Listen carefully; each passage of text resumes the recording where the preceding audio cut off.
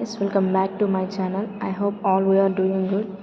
ఈ వీడియో కనుక మీరు ఫస్ట్ టైం చూసినట్లయితే దీనికన్నా ముందులో నేను ప్రీవియస్ వీడియోస్ అనేది సి లాంగ్వేజ్కి సంబంధించి ఫస్ట్ అండ్ సెకండ్ యూనిట్ అనేది ఎక్స్ప్లెయిన్ చేయడం జరిగింది. సో ఫస్ట్ అది చెక్ చేసి దాని తర్వాత ఫర్దర్గా విజిట్ చేయండి. సో ఇప్పుడు మనం చెప్పుకోబోయే topic programs with arrays of integers. Arrays of ఇంటీజర్స్లో మనము ప్రోగ్రామ్స్ అనేది ఎలా చేస్తాము అనేది చెప్పుకోబోతున్నాము. ఫస్ట్గా అరే అంటే ఏంటి అనేది మీకు చెప్పాను already. Same equal type of data types అనేవి అరేస్ అనేటివి స్టోర్ చేయడానికి స్టోరింగ్ పర్పస్లో యూజ్ చేస్తాము అని. అలాగే అరేస్లో ఏంటి అంటే అరేస్ అనేది ఒక సేమ్ టైప్ ఆఫ్ వేరియబుల్ అనమాట. సో దాంట్లో మనము మల్టిపుల్ వాల్యూస్ని స్టోర్ చేస్తాము. సపోజ్ మనం 1 to 100 అనే ఒక అరేని తీసుకుంటే 1 to 100 యొక్క అరే వాల్యూస్ అనేది స్టోర్ చేయగలుగుతాము. అలాగే ఆ అరేకి ఇండెక్సింగ్ వాల్యూ అనేది ఉంటుంది. సో మనం ఈ వీడియోలో ఇండెక్సింగ్ వాల్యూ అంటే ఏంటి, ఇండెక్సింగ్ వాల్యూస్ని ఎలా రిప్రజెంట్ చేస్తాము, వాల్యూస్ని ఎలా అరేస్లో ఇన్సర్ట్ చేస్తాము అనేది చూసుకుందాము. ఇప్పుడు మనకి అన్ array is a variable that can store multiple values.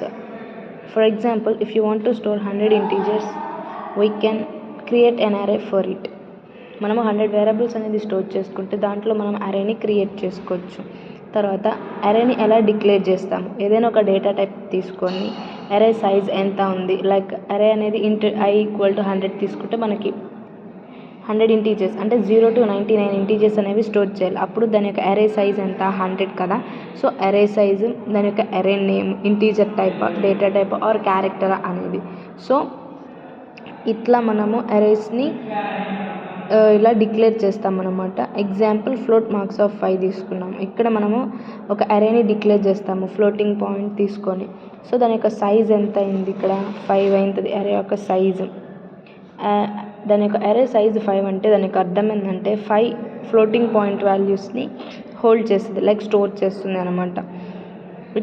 It's important to note that the size and the type of an array can't be changed once declared. ఎప్పుడైతే మనం అరేలో వాల్యూస్ని డిక్లేర్ చేసామో, ఇనిషియలైజ్ చేసామో, ఇన్సర్ట్ చేసామో ఆ వాల్యూస్ అనేది అసలు అవి బయటికి మీన్స్ ఆ వాల్యూస్ నుంచి స్టోర్ చేస్తే అనేది రిట్రీవ్ తీసుకోవడానికి మళ్ళీ పాసిబిలిటీ ఉండదు. అరేస్లో ఎలిమెంట్స్ని ఎలా యాక్సెస్ చేస్తాము, యాక్సెసింగ్ అరే elements. You can access elements of an అరే బై ఇండిసెస్. మనము ఇండిసెస్ని బేస్ చేసుకొని ఎలిమెంట్స్ అనేవి యాక్సెస్ చేస్తూ ఉంటాము అరేసెస్లో. ఇక్కడ మనము ఇండిసెస్ అంటే ఏంటో కూడా చూసుకుందాం. సపోజ్ వీ డిక్లేర్ అన్ అరే marks as above. The first element is mark of 0, the second element is mark of 1 and so on. మనము ఒక అరేని డిక్లేర్ చేస్తున్నప్పుడు, మార్క్స్ అన్నిటిని యాక్సెస్ చేస్తున్నప్పుడు అక్కడ మనము ఇండిసెస్ని రిప్రజెంట్ చేస్తాము. సపోజ్ వాల్యూస్ అనేవి మార్క్ 0 నుంచి ఇక్కడ ఏదైతే మార్క్ 0, 1, 2, 3, 4 కనిపిస్తున్నాయి అవి ఇండిసెస్ అనమాట. ఆ ఇండిసెస్ని బేస్ చేసుకొని అరేస్ అనేవి మనం డిక్లేర్ చేయడం జరుగుతుంది. ఇది డిక్లరేషన్ ఆఫ్ అరే. ఇక్కడ మనకి few key points. Array have 0 as the first indices. Array అనేది మస్ట్ బి 0నే ఉంటుంది. In this example mark of 0 is the first element. If the size of an array is n, then to access last element n. ఇప్పుడు size of array n అయితే n-1 elements దాకా యాక్సెస్ చేసుకుంటుంది. Suppose the starting address of mark of 0 is 2120d, and the address of the mark of 1 will be 2124d. 0 నుంచి n-1 దాకా చేస్తుంది అనమాట. ఇది మనము ఎలా వాల్యూస్ని ఇనిషియలైజ్ చేస్తాము. It is possible to initialize an array during declaration టైంలో వాల్యూస్ని ఇనిషియలైజ్ చేస్తాం. ఇక్కడ ఎట్లయితే మార్క్స్ 5 ఉందో 5 మార్క్స్ని ఇన్సర్ట్ చేస్తాం కదా, లైక్ ఇలా. సో ఇక్కడ ఒక ఎగ్జాంపుల్ తీసుకొని ఒక ఇండిసెస్ కానీ ఇట్లా రాయడం జరిగింది. ఇక్కడ మనం ఒక సైజ్ అనేది స్పెసిఫై చేయకపోతే అరేలో ఎన్ని ఎలిమెంట్స్ వెళ్తుంది అనేది మనం చెప్పలేమన్నమాట. సో మార్క్ ఆఫ్ 0లో ఏ ఎలిమెంట్ ఉంది, 1లో ఇండిసెస్ 1లో ఎంత ఉంది, ఇండిసెస్ 2లో ఎంత ఉంది, 3లో ఎంత ఉంది, 4లో ఎంత ఉంది అక్కడ రాసాము, ఇనిషియలైజ్ చేస్తాం అనమాట.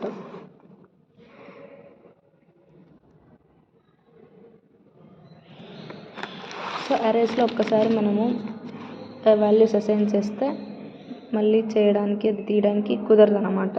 ఏ ఇన్సర్ట్ చేసిన వాల్యూ మాత్రమే పాసిబుల్ అవుతుంది. ఇన్పుట్ అండ్ అవుట్పుట్ అరే ఎలిమెంట్స్. అరే ఎలిమెంట్స్లో ఇన్పుట్ అండ్ అవుట్పుట్ ఎలా ఉంటుంది, ఇక్కడ మనము మనకు ఆల్రెడీ తెలుసు ఇన్పుట్ అండ్ అవుట్పుట్ ఫంక్షన్స్ అంటే స్కాన్ఎఫ్ ఆర్ ప్రింట్ఎఫ్ అని చెప్పేసి. సో వాటిని యూస్ చేసుకొని ఎలా ప్రింట్ చేయాలి మార్క్స్ అనేది, ఇన్పుట్ని ఎలా తీసుకోవాలి, ఎలా స్టోర్ చేసుకోవాలి అనేది మనం ఇక్కడ ప్రోగ్రామింగ్గా చూసాము. దీన్ని బేస్ చేసుకొని ఒక ఎగ్జాంపుల్ అనేది చూసుకున్నాము. అరే యొక్క ఇన్పుట్ అండ్ అవుట్పుట్. సో ఎలా వాల్యూస్ని తీసుకొని ఎలా ఇనిషియలైజ్ చేయాలి ప్రింట్ఎఫ్ ఫంక్షన్ కానీ స్కాన్ఎఫ్ ఫంక్షన్ కానీ నేను ఆల్రెడీ ప్రీవియస్ క్లాసెస్లో చెప్తూనే వస్తున్నాను. ఒక ప్రోగ్రామ్ అనేది బేసిక్ మనకి రావాలి అంటే హెడర్ ఫైల్ సెక్షన్ ఉంటుంది, main function section, declaration, initialization, void function, void ఎందుకు యూస్ చేస్తాము అని చెప్పేసి, అండ్ ఒక లైన్ అయిపోయిందంటే సెమికోలన్ ఎందుకు ఇండికేట్ చేస్తాము, అక్కడితో ఆ లైన్ అయిపోయింది అని చెప్పడానికి. అలాగే ఓపెన్ బ్రేసెస్ ఎన్నైతే ఉన్నాయో క్లోజ్డ్ బ్రేసెస్ అంతే క్లోజ్ అవ్వాలి అని చెప్పేసి. సో అలా ఉన్నప్పుడు మనకి ప్రోగ్రామ్ అనేది ఎర్రర్స్ అనేది రాదు.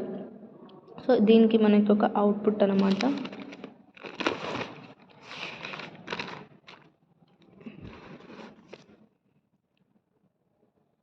మనము ఇక్కడ ఫర్ లూప్ని యూజ్ చేసుకొని ఇక్కడ ప్రోగ్రామ్ అనేది రాయడం జరిగింది. ఏ ఒక్కటైనా యావరేజ్ని క్యాలిక్యులేట్ చేస్తామంటే ఎలా చేస్తాము, some of 1 event plus 2 second event by 2. ఏదైతే ఇప్పుడు ఒక వాల్యూస్ ఏలో సమ్ వాల్యూస్ ఉన్నాయి, బిలో వాల్యూస్ ఉన్నాయి, వాటి యొక్క యావరేజ్ కనుక్కోవాలి అంటే బై 2 చేస్తాం కదా రెండింటిని. సో దాన్ని బేస్ చేసుకొని యావరేజ్ని క్యాలిక్యులేట్ చేస్తాం ఇక్కడ. అలాగే ఇక్కడ దాని యొక్క అవుట్పుట్ అనమాట. సో ఇది మనకి వాళ్ళ క్లాస్. ఐ హోప్ ఈ వీడియో అనేది మీకు అర్థమై ఉంటుంది అండ్ హెల్ప్ఫుల్ అవుతుంది.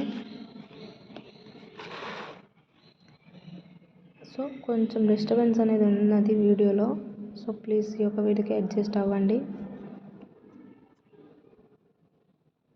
నెక్స్ట్ క్లాస్లో మనం 4th యూనిట్ అనేది స్టార్ట్ చేసుకుందాం. నచ్చితే వీడియోని లైక్ చేయండి అండ్ ఇంకొంతమందికి సజెస్ట్ చేయండి నా ఛానల్ని. For more videos please subscribe to my channel.